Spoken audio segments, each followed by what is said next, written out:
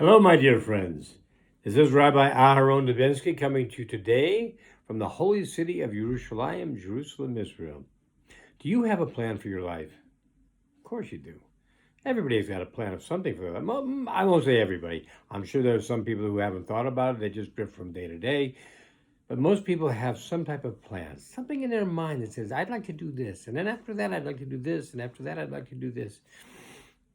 What stops us from fulfilling our plans? Well, sometimes what stops us from fulfilling our plans is the fact that those are not the plans that we are meant to have.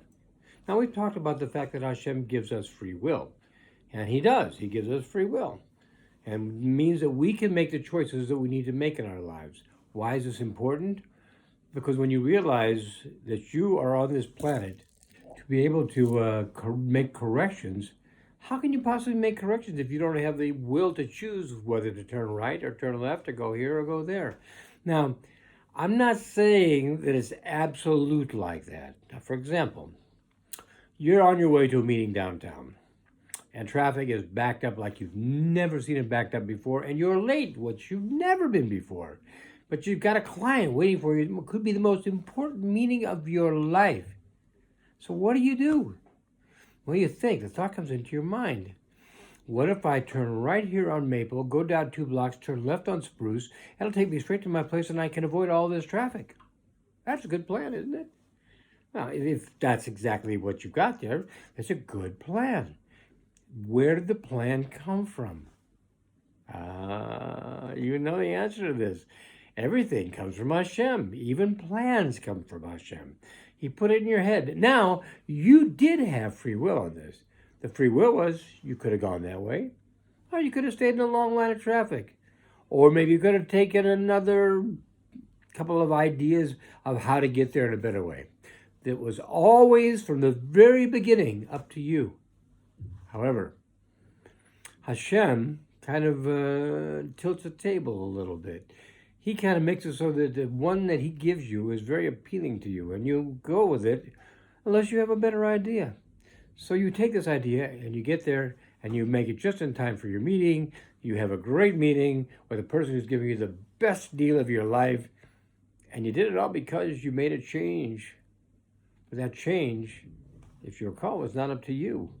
Had there not been traffic, you would have never even thought of that change. Why do I tell you this long story about traffic?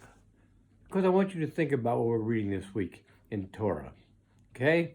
We found out now that Yosef has given himself away. He's told his brothers, yep, it's me. I'm Yosef. I am the same as I've always been. By the way, the whole purpose of that was to get them to understand that even though he was in charge in Egypt, he was not becoming an Egyptian. He was still living by the dictates of Hashem and his father, Yaakov. So he was going by the way he's supposed to live. And he wanted them to know, this is me. I haven't changed. I'm the same as I always was.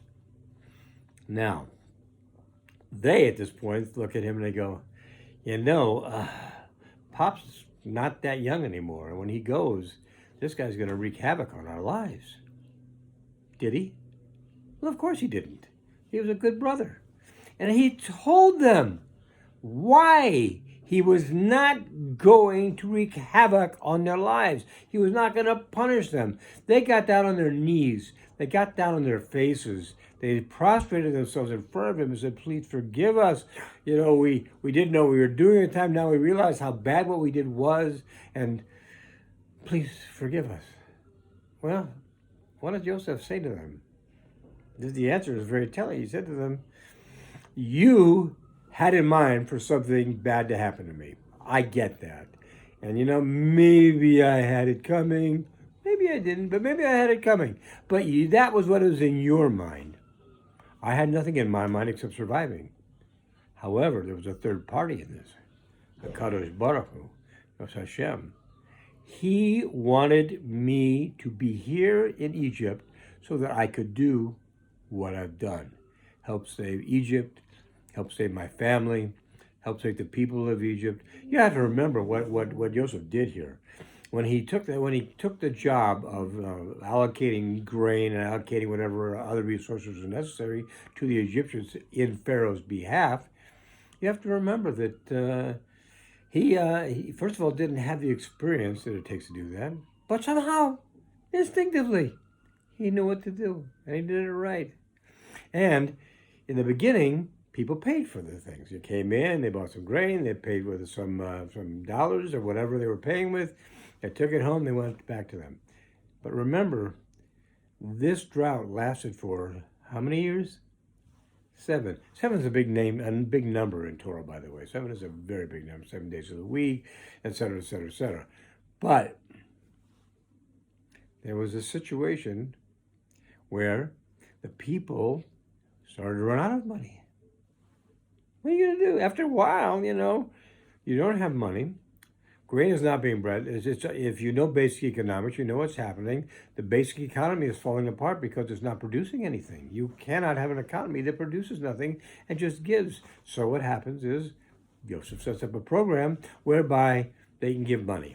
When they run out of money, they can give property. When they run out of property, they can give cattle. When they run out of cattle, they can give themselves in slavery. You see, it gets worse and worse each one you get to. And the only people who were not subject to this were the priests of Egypt, and they were on the outside of this. They didn't have to worry about it. But everybody else did. So at the end of the time of 7 years, Pharaoh, who was already a very rich king and a very rich ruler, now owned all the money, all the property, all the livestock, all the people. He owned everything, absolutely everything. And it was all thanks to to Yosef. Well, not just Yosef. Yosef and HaKadosh Baruch Hu. This is the way it kind of worked out. And this was all put together like this for a reason. And we'll get into that in a few weeks. But for right now, let's just leave it at the fact that he now owned everything. So basically, Yosef said, you may have had this idea in mind. And if you did, you'll have to deal with that. But what I had, Hashem had an idea for me. And his idea was to bring me here so that I could do what I do to provide for the people here, to provide for my father and my family. And that's exactly what I did. And had you not done what you did, had you not sold me into slavery, I wouldn't have been here. I couldn't have done this. And all that's happening wouldn't have happened because I wouldn't have been here to make it happen. In other words, we don't always see what's ahead of us. Sometimes I have friends who call me and they say to me, Rabbi, I don't understand what I'm doing wrong. Why is everything going bad for me? Well, I'll tell you something. The sages tell us that when things go bad for you for a protracted period of time and you haven't really done anything bad to deserve it, it's because you are being prepared for a great bracha. You're being prepared for a great blessing. Do you not want the blessing? You don't have to have the blessing, I suppose. But why wouldn't you want it? Why would you not want a blessing from the creator of the universe? He can be extremely generous. And often he is. But we don't see the things that lead up to the point where he is generous and he gives and he gives and he gives and he gives. Yes, we get the basics. Every day we wake up, we say, Modeh Ani, thank you. My eyes are open, my heart is beating, my legs are moving, everything is working properly. I thank you for that. I have a house over my head, I have food in the kitchen. That's important. But there's more to it than just that. There's other things in life. There are desires of ours that are worth having. There are desires of ours that are not worth having. Those not worth having, Hashem pretty much pushes them out of sight, unless they are designed to move you from where they are to someplace closer to Hashem. However, there are things where he wants to make sure you get the bracha. He puts you where you need to be. And if that means you have to be sold into slavery and threatened by death and threatened by all the other things that Joseph was threatened by, then that's the way it has to be. So I want you to think about that. And it's not just Joseph. If you go back and you look at Abraham, Yitzhak, Yaakov, look at David HaMelech. All of these people were fraught with problems. At the end of the day, who won? They did. They won at the end of the day. They got what they needed. Hashem made sure that they were taken care of. And he did it, well, like the song says, I did it my way. And that was Hashem. He did it his way. So that's what we need to remember, that whatever is on our plate now, just because it looks bad at this moment, doesn't necessarily mean it's bad. I told somebody this earlier this week. When a bad situation happens, it's an experience. It's a lesson. It is not a life sentence to be burdened by it.